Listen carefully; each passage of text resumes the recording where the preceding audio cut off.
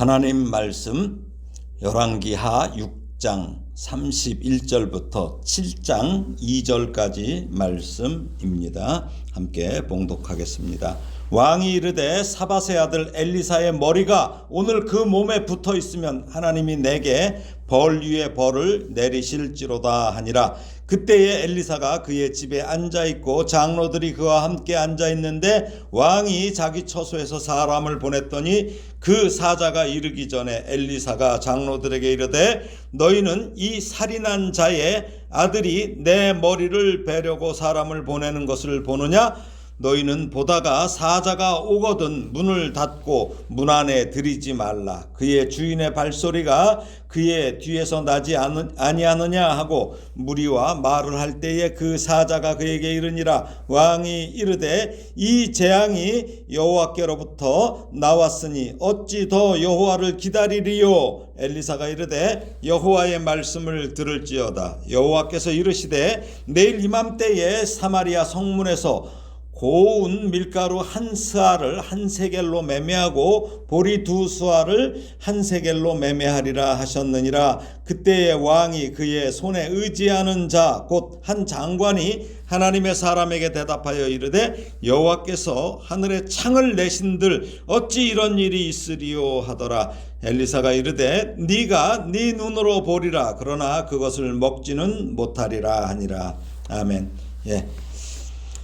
아람 왕 베나닷의 그 사마리아 성 포위로 인해서 극심한 식량난에 빠진 사마리아 이 성에서 이제는 급기야 자녀를 잡아 삶아 먹는 그러한 참상에 대해서 이스라엘의 왕 여호람은 이때 뭐 해야 돼요? 회개해야죠. 근데 회개하진 않고 그 위기의 원인을 엘리사에게 돌리죠. 그래서 엘리사를 죽이려고 지금 군사를 보내요. 그러다 즉시 또 철회하고 자기가 쫓아오죠. 이때 엘리사의 선견이 있죠. 바로 그 자기를 죽이려 오는 군사 바로 뒤에 여호람 왕이 온다는 거. 그래서 장로들에게 대처를 하게 하고 그리고 또 이제 여호람을 만나서는 이스라엘의 회복을 예언합니다. 이때 왕이 신임하는 한 장관이 하나님의 사람 엘리사의 말을 믿지 못하고 반박을 하죠. 그러니까 엘리사가 그에게 사마리아의 회복 예언이 응하는 것을 네가 볼 수는 있다. 그러나 너는 그 기쁨을 누리지는 못하고 죽을 것이라고 이렇게 예언합니다. 이 사람은 교만해서 하나님의 말씀을 인정하지 않아서 이런 일을 당하게 된 것입니다. 오늘 본문 31절을 다시 읽어보겠습니다. 왕이 이르되 사밧의 아들 엘리사의 머리가 오늘 그 몸에 붙어 있으면 하나님이 내게 벌 위에 벌을 내리실지로다 하니라. 여호람이 백성들 앞에서 선지자 엘리사를 극형, 참수하겠다는 거죠. 목을 자르겠다는 거죠. 극형에 처할 것임을 선언하는데 엘리사의 목을 자르겠다는 거예요. 이것은 여호람이 이 이스라엘이 당한 재난의 근본 원인을 바로 엘리사가 제공했다 이거예요. 이렇게 규정하는 거예요. 그러면서 엘리사를 반역자로 다스리겠다는 그러한 의지의 표명인 것입니다. 여호람이 엘리사에게 이번 재앙의 그 책임을 돌리게 된 이유는 엘리사가 앞서 아람의 군대 장관 나아만의 나병을 치유해주고 또 사로잡은 아람 군대를 오히려 잘 대접해서 돌려보냈기 때문일 것입니다. 그러나 앞서도 말씀드렸지만 이러한 엘리사의 조치는 아람이나 아람 군대를 위해서 그렇게 한 조치가 아니에요. 궁극적으로는 바로 이스라엘 왕국의 유익을 위해서 취한 행동이에요. 그래서 그게 23절을 통해서도 확인됐죠. 엘리사의 선행으로 아람은 당분간 이스라엘에게 쳐들어올 수조차 없었어요. 그래서 이스라엘은 잠시나마 평화를 누렸잖아요. 이것은 순전히 엘리사의 그런 선행 때문이라고 할 수 있습니다. 그런데도 오랜 시간이 지난 후 얼마인지는 모르겠어요. 이제 아람 왕이 북이스라엘을 침공해요. 그래서 사마리아까지 포위하고 들어오자 이 모든 책임이 그렇게 아람 군대를 선대해서 보낸 엘리사에게 있다고 하면서 그 모든 책임을 떠넘기죠. 그러면서 반드시 엘리사를 죽이고 말겠다는 아주 가당치 않은 맹세까지 합니다. 지가 언제 하나님을 믿었다고 하나님이 내게 벌 위에 벌을 더하리라? 말도 안 되는 소리를 하고 있는 것이죠. 네, 이렇듯 엘리사처럼 이렇게 의롭게 하는 행실이 칭찬을 받는 대신에 오히려 사람들에게 오해도 받을 수 있고 또 비방을 당할 수도 있어요. 그것은 왜 그래요? 세상은 악하기 때문입니다. 자신들의 악을 가리고 자신들의 이익을 위해서 의를 행하는 성도들을 비방하고 공격하는 것이 바로 악인입니다. 이 또 악인의 특징은 자기가 져야 할 책임을 회피해요. 그리고 심지어 오늘 경우처럼 다른 사람에게 그 책임을 전가해요. 그래서 만드는 게 뭐예요? 우리 많이 얘기하죠. 희생양을 만들어요. 그래도 갈라디아서 6장 9절을 보게 되면 우리가 선을 행하되 낙심하지 말지니 피곤하지 아니하면 때가 이름에 거두리라고 이렇게 사도 바울이 말씀하고 있죠. 그 이유는 무엇이에요? 세상은 우리 성도들의 선함과 의로움에 막 박수 쳐주고 막 이렇게 인정하는 것이 아니라 시기와 비방이 있음을 늘 염두에 두고 있어야 하기 때문이에요. 그러니까 우리가 잘해도 좋은 소리 못 듣는 게 많아요. 교회는 잘하면 세상은 침묵해요. 그리고 기껏 해봐야 뭐 그렇지 그래요. 그렇지만 조금이라도 잘못되면 그때는 아주 비방을 해요. 근데 잘해도 비방을 해요. 그래도 베드로 사도는 우리를 격려합니다. 이것을 베드로전서 2장 12절인데 요거는 제가 현대인의 성경 그 번역본으로 제가 읽어드릴게요. 예. 여러분은 이방인들 가운데서 선한 생활을 하십시오. 이방인들이 누구예요? 예수 믿지 않는 사람들. 그러면 여러분이 악을 행한다고 비난하는 사람들이 여러분의 선한 행실을 보고 그들이 회개하는 날에 하나님께 영광을 돌리게 될 것입니다. 예, 그들이 회개하는 날에야 하나님께 영광을 돌려요. 그러니까 그들이 회개하지 않는다면 그들은 영광을 돌릴 수도 없어요. 그러나 그 중에 회개하는 사람이 있다는 것이죠. 왜 그래요? 한 생명이 천하보다 귀해요. 그러므로 우리가 선을 행하며 의를 지키되 세상 사람들에게 칭찬을 기대해서는 안 돼요. 또 이 의를 행한 일로 비방을 받고 핍박까지 받아도 실망하거나 낙심하지 말아야 돼요. 오히려 그런 일로 비방과 핍박을 당할수록 우리와 세상이 이렇게 다르구나. 이걸 기억하시면 돼요. 그러면서 어때요? 더욱더 의를 행하기에 힘써야 돼요. 나 이제 그만할래 그러면 안 돼요. 왜 그래요? 우리는 하나님께 선한 역할, 의의 역할에 배역을 받았어요. 우리는 달라요. 가는 길이 달라요. 그러니까 우리가 그런 배역을 받았으니까 자기 그 역할만 충실히 하면 되는 거예요. 뭐 저렇게 막 못된 짓 하는 사람들 뭐 어떻고 그럴 시간도 아까워요. 우리는 그 시간에 우리는 선한 역할을 하면 되는 것입니다. 여인들로부터 자기 자녀까지 잡아먹었다는 이 참혹한 이야기를 들은 이 여호람은 자기의 옷을 찢어요. 회개가 아니죠. 그러고 나서 엉뚱하게 하나님의 사람 엘리사의 목을 자르겠다고 하잖아요. 이게 회개한 게 아니죠. 그리고 즉시 그것도 엘리사를 죽이려고 군사를 보내죠. 이것은 여호람이 북이스라엘에 당면한 위기의 원인을 엘리사에게 돌린 것이죠. 이것은 사실은 하나님께 대한 반발이고 반역입니다.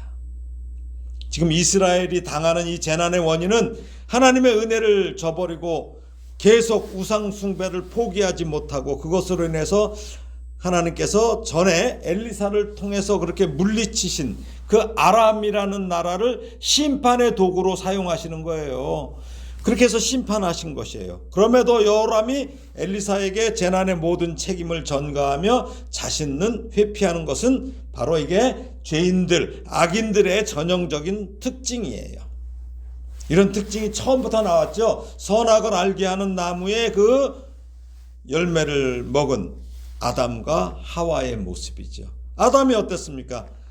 그 범죄한 후에 하나님께서 부르시자 숨고 그의 죄를 추궁하시자 하나님이 자신에게 주신 여자가 선악을 알게 하는 나무의 그 실과를 주어서 먹었다고 해요.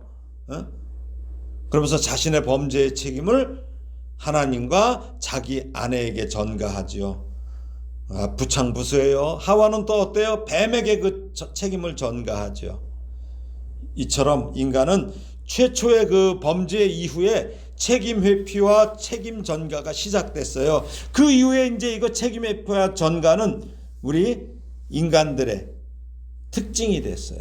우리 인간들의 죄인들의 특징이 됐어요. 빌라도도 그렇잖아요. 예수님 처형 자기가 하기 싫었어요. 근데 결국은 허락하죠. 그러고 나서 뭐라고 그래요? 손을 씻으면서 이 처형의 책임을 유대인들에게 돌리죠. 이처럼 죄인은 죄에 대한 책임을 다른 사람에게 돌리는 것이 다반사예요. 다반사예요. 그러나 그러한 자신의 그런 악행, 잘못에 대한 책임을 다른 사람에게 전가한다고 그 책임이 실제로 그렇게 그 사람한테 전가되는 것은 아니에요. 하나님이 어떠신 분인데요? 영이신데 하나님은 악인들이 아무리 자신의 악의 책임을 다른 사람에게 돌려도 반드시 그 당사자에게 확실히 정확하게 갚으십니다. 아담의 죄, 사울의 죄, 빌라도의 죄, 이 책임이 다른 사람에게 돌아가지 않고 악을 행한 본인에게 정확하게 돌아갔잖아요. 이것이 하나님의 바로 공의입니다. 공의. 예, 그렇습니다. 우리가 책임을 전가할 수 있으나 그것은 오히려 하나님 앞에서는 자기가 죄인임을 인정하는 것이에요. 그러니까 사람의 눈은 속여. 우리나라 이 세상에서 재판장들도 속일 수 있어요. 그러나 하나님의 눈은 못 속여요. 그렇게 전가하는 게 자신이 죄인이라는 걸 오히려 하나님 앞에 인정하는 거예요. 그렇기 때문에 그 책임에서 결코 벗어날 수 없어요. 그러니까 이 세상에서는 뭐 이렇게 책임 회피하고 누구 죽게 만들고 자신은 살 수 있을지 모르지만 마지막 날 하나님께 반드시 최후의 심판을 받으면서 그 대가를 받게 되는 것입니다. 우리 누구나 범죄할 수 있어요. 그럼 어떻게 해야 돼요? 바로 그때 자기의 책임을 다른 사람에게 전가하는 그런 미련한 짓 하지 말고 스스로 책임을 감당해야 하는 것입니다. 예, 오늘 본문 32절 33절을 다시 읽겠습니다. 그때에 엘리사가 그의 집에 앉아있고 장로들이 그와 함께 앉아있는데 왕이 자기 처소에서 사람을 보냈더니 그 사자가 이르기 전에 엘리사가 장로들에게 이르되 너희는 이 살인한 자의 아들이 내 머리를 베려고 사람을 보내는 것을 보느냐? 너희는 보다가 사자가 오거든 문을 닫고 문 안에 들이지 말라. 그의 주인의 발소리가 그의 뒤에서 나지 아니하느냐 하고 무리와 말을 할 때 그 사자가 그에게 이르니라. 왕이 이르되 이 재앙이 여호와께로부터 나왔으니 어찌 더 여호와를 기다리리요. 예, 엘리사를 처단하려고 이 부하들을 보냈던 여호람 왕은 엘리사의 말대로 자신의 일이 이게 잘못된 것임을 깨달았어요. 그러니까 속히 뒤따라오죠. 큰일 나겠어요. 왜 그럴까요? 학습 효과가 있잖아요. 여호람이 그 자기 형 아하시야가 엘리사의 스승이 누구예요? 엘리야죠. 엘리야 선지자 죽이려고 군대를 보냈다가 군사들만 죽임당하잖아요. 그리고 아하시야도 결국은 하나님의 진노로 아마 죽었던 것을 기억한 것으로 보여요. 그래서 자기가 언겁결에 왕이 되잖아요. 그래서 급히 자기가 보냈던 군사들을 뒤쫓아온 거예요. 그리고 그들을 저지시키면서 현 위기 상황을 엘리사에게 하소연하고 있는 거예요. 하소연해요. 그런데 여기서 중요한 것은 여호람 왕이 이 아람 군대의 침공으로 인한 재앙이 여호와께로부터 인하였음을 이제 인식한 거예요. 그래도 또 자신이 그 하나님의 도움을 기대할 수 없다고 지금 고백한 것이죠. 즉 여호람이 진정한 회개에까지 이르지는 않았어요. 그렇지만 하나님 앞에서 최소한의 겸비한 자세를 보였다는 것을 우리가 알 수 있어요.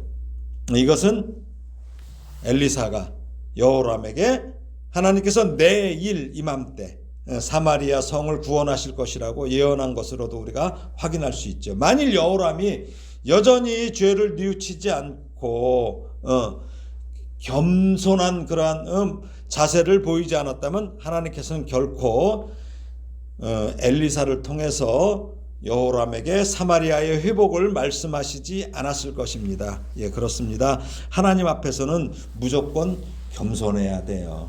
무조건 겸손해야 돼요.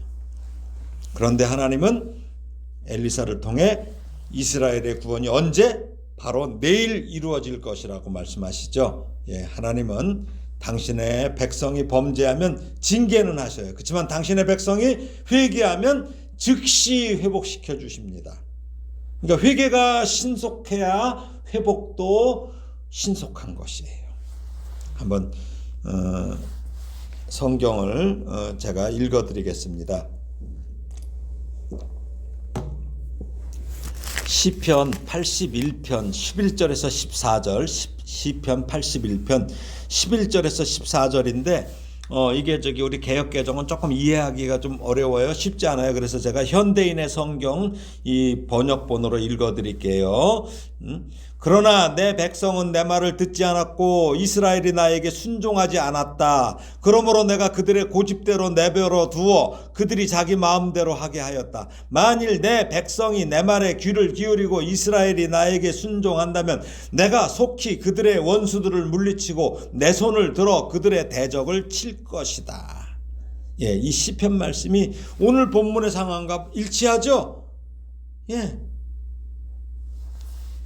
그러니까 이 미련하고 이 완악한 이 여호람 왕이 진작에 속히 회개했다면 이 백성들이 그 자기 자녀까지 잡아먹는 이런 참혹한 사태는 없었을 것입니다. 그러니까 속히 해야 돼요. 속히. 근데 꼭 미련한 사람들이 속히 안 해요. 버티다 터지고 터져갖고 그때서 한단 말이죠. 누가복음 19장 5절 6절을 한번 보겠습니다. 누가복음 19장 5절 6절 이건 같이 보겠습니다. 예수님께서 말씀하신 거죠. 누가복음 19장 5절 6절.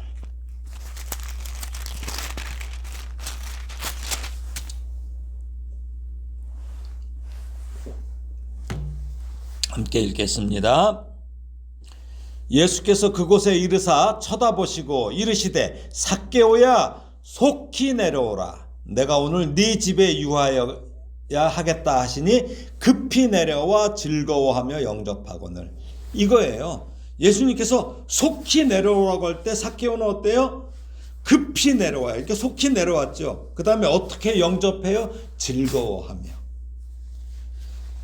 예, 교회는 당연하고 세상의 지도자도 자신의 잘못을 속히 고백하고 회개해야 돼요. 그렇게 할 때 나라와 국민들이 불행한 일을 당하지 않습니다. 사마리아 성에 이런 극한 상황이 지금도 분단된 저 북한 땅에서 벌어지고 있어요. 지금 말도 안 되는 일이 지금 벌어지고 있어요. 북한 동포들이 속히 구원받을 수 있도록 저 독재자 김정은과 저 일당이 속히 멸망되기를 교회는 더욱 하나님께 기도해야 됩니다. 얼마나 불쌍해요. 한번 생각해 보세요. 우리 여기서도 이 날씨에도 춥다고 그러는데 얼마나 춥겠어요. 먹을 게 제대로 있어요? 뭐가 있습니까? 우리 기도해야 합니다. 특별히 성도는 기도와 선행과 회개하는 일에 민첩해야 해요. 특히 회개는 속히 해야 돼요. 늦으면 늦을수록 고통이 가중돼요. 그런즉 죄로 인해서 우리가 징계를 당할 때 신속하게 회개하는 자세를 가져야 해요. 그 다음에 회개한 후에는 뒤돌아보지 말아야 돼요. 다시 돌아보지 마세요. 제발. 소돔성 탈출했으면 그냥 가면 돼. 뒤에서 무슨 소리가 나는 것 같아요. 롯의 아내가 어떻게 됐어요? 뒤돌아보다가 소금 기둥이 돼버리잖아요. 뒤돌아보지 마세요. 그냥 가는 겁니다. 뒤돌아보지 않겠네. 예, 뒤돌아봐서는 안 됩니다. 예, 회개한 후에는 무조건 예, 뒤돌아보지 마십시오. 회개가 뭐예요? 생각을 돌이키고 행동을 돌이키는 거죠. 돌이켰는데 왜 뒤돌아봐요? 자, 그렇게 뒤돌아보지 말기를 주님의 이름으로 축원합니다. 예, 오늘 보면 7장 1절 2절입니다. 함께 봉독하겠습니다. 엘리사가 이르되 여호와의 말씀을 들을지어다. 여호와께서 이르시되 내일 이맘때에 사마리아 성문에서 고운 밀가루 한 스아를 한 세겔로 매매하고 보리 두 스아를 한 세겔로 매매하리라 하셨느니라. 그때의 왕이 그의 손에 의지하는 자 곧 한 장관이 하나님의 사람에게 대답하여 이르되 여호와께서 하늘에 창을 내신들 어찌 이런 일이 있으리요 하더라. 엘리사가 이르되 네가 네 눈으로 보리라. 그러나 그것을 먹지는 못하리라 하니라. 예, 엘리사가 말하죠. 사마리아 이 성이 내일 즉시 식량난이 회복된다는 거예요. 그리고 경제 이 상황도 정상적인 모습으로 회복될 것이라고 예언합니다. 예. 엘리사가 지금 뭐라고 말해요? 먼저 여호와의 말씀을 들을지어다 라고 예언을 선포하죠. 예. 왕이 있어요. 그 왕의 장관도 있어요. 거기 장로들도 있었잖아요. 이들 앞에다 놓고 뭐라고 그래요? 선포를 하고요. 근데 여기 선포할 때 사용되는 이 여호와의 말씀을 들을지어다 라고 하는 것은 백성들의 주의를 환기시키기 위함이에요. 엘리사는 분명히 또 뭐라고 그래요? 여호와께서 이르시되 라는 말을 사마리아 성이 아람에게 구원받게 되는 것이 누구의 말씀이에요? 자기 말이에요? 아니에요. 여호와의 말씀으로 말미암은 것임을 강조합니다. 자기는 그러니까 뭐예요? 아무 적이 없는 그냥 스피커 같은 존재의 스피커. 하나님께서 말씀하시면 자기는 그냥 그대로 전달되는 스피커라는 거예요. 이것을 강조하고 있는 것입니다. 그러면서 언제? 내일 이맘때에 라며 하나님께서 사마리아에 구원을 베푸실 날짜와 시간, 날짜는 내일, 시간은 이맘때, 이렇게 하나님께서 이미 정해 놓으셨음을 말하고 있습니다. 일반적으로 성도들은 항상 궁핍하고 어려울 때 그래도 나름대로는 막연하게 믿어요. 하나님의 도우심이 있을 것이라고 믿어요. 그러나 그 날짜와 시간은 누가 결정해요? 내가? 아니죠. 하나님이 결정하셔요. 그리고 시행하셔요. 예. 그냥 믿고 기다려야 돼요. 옛날 그 성에는 큰 성문이 있었어요. 그리고 그 성문에는 넓은 뜰이 함께 있어요. 그래서 그곳은 공적인 장소야. 그래서 연설을 한다든지 공무집행을 하든지 재판이 열리고 또 이렇게 사열을 하고 말씀을 선포하는 장소로 사용됐어요. 그런데 오늘 본문에 이 사마리아 성문은 오늘 말씀 보니까 곡물을 파는 시장이에요. 그렇죠? 하나님의 사람이 왕에게 말한 바와 같으니 이제 7장 18절에 보면 이렇게 나와요. 이르기를 내일 이맘때에 사마리아 성문에서 보리 두 스아를 한 세겔로 매매하고 고운 밀가루 한 스아를 한 세겔로 매매하리라 한즉에서 확인할 수 있죠. 그러니까 성 내에서 뭘 했어요? 지금 매매를 하고 있어요. 예. 이렇게 또 시장으로도 활용이 됐다는 거죠. 이처럼 그런데 이처럼 하나님의 말씀을 선포하는데도 이것을 가볍게 여기는 것도 모자라서 아예 초치는 자들이 있어요. 초를 쳐. 지금 여호람의 한 장관이 그래요. 예. 나아만, 아람의 나아만과 같은 직급의 그 정도 위치예요, 이자가. 근데 여호람이 엘리사를 죽이려고 보냈던 그 자로 추측이 돼요. 예. 근데 뭐라고 그래요? 여호와께서 하늘에 창을 내신들 어찌 이런 일이 있으리요. 이자의 이 망언은 무슨 얘기예요? 하늘에 창 냈을 때 언제죠? 노아 홍수. 이걸 빗대 갖고 엘리사 선지자의 그 예언하는 것을 그 진실성을 의심한 것이에요. 더 나아가 하나님의 능력을 부인하면서 이 선지자를 심하게 조롱한 것이에요. 선지자 조롱한 건 누굴 조롱한 거예요? 하나님을 조롱한 거예요. 예, 불신앙의 왕 여호람이 신임하는 자답게 이자는 백성들의 그런 참상을 보면서도 자신은 전혀 아마 그런 거에 상관없이 호의호식한 자임이 분명해요. 어디다 대고 지금 빈정대요. 예. 그러니까 백성들과 전혀 공감하지도 못하고 이런 위중한 상황에서 하나님의 은혜의 말씀을 선포하는 선지자를 조롱한 것입니다. 그러자 엘리사는 단호합니다. 엘리사는 그 장관에게 네 불신앙으로 너는 벌 받을 것인데 네가 이와 같은 이적을 볼지라도 그 이적에 너는 함께 참여하지는 못할 것이라고 하나님의 심판의 말씀을 전합니다. 그리고 결국 그는 7장 20절에 보면 비참하게 죽어요. 백성들에게 밟혀 죽어요. 우리 예수님께서도 말세에 이루어질 일에 대해서 분명히 말씀하셨습니다. 제가 읽겠습니다. 세상 끝에도 이러하리라. 천사들이 와서 의인 중에서 악인을 갈라내어 풀못불에 던져 넣으리니 거기서 울며 이를 갈리라. 또 말씀하십니다. 아들을 믿는 자에게는 영생이 있고 아들에게 순종하지 아니하는 자는 영생을 보지 못하고 도리어 하나님의 진노가 그 위에 머물러 있느니라. 요한복음 3장 36절입니다. 또 계시록 21장 8절에도 예수님께서 사도 요한을 통해서 말씀하신 거죠.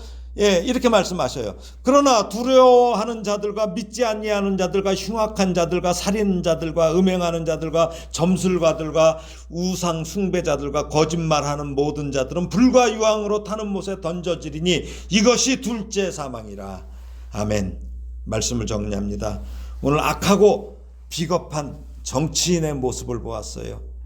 모든 문제의 원인을 타인에게 돌리는 것도 부족해 하나님의 선지자에게 죄를 뒤집어쓰게 하여 죽이려고 했습니다. 그나마 그는 즉시 돌이켜 회개하는 모습을 보이므로 하나님의 긍휼하심을 입었습니다. 우리 성도는 책임을 회피하거나 책임을 전가하는 존재가 아닙니다. 오히려 우리 주님처럼 남의 짐을 대신해주는 일까지도 감당해야 합니다. 그러나 이 같은 일을 할 수 있으려면 하나님께서 나의 참 하나님이심과 그 하나님을 인정하고 하나님의 뜻대로 살아갈 때 분명히 상을 주시는 분이심을 믿는 믿음이 있어야만 가능합니다. 그런 믿음으로 당당하게 멋지게 살아가는 성도가 되시기를 예수님의 이름으로 축원합니다. 아멘.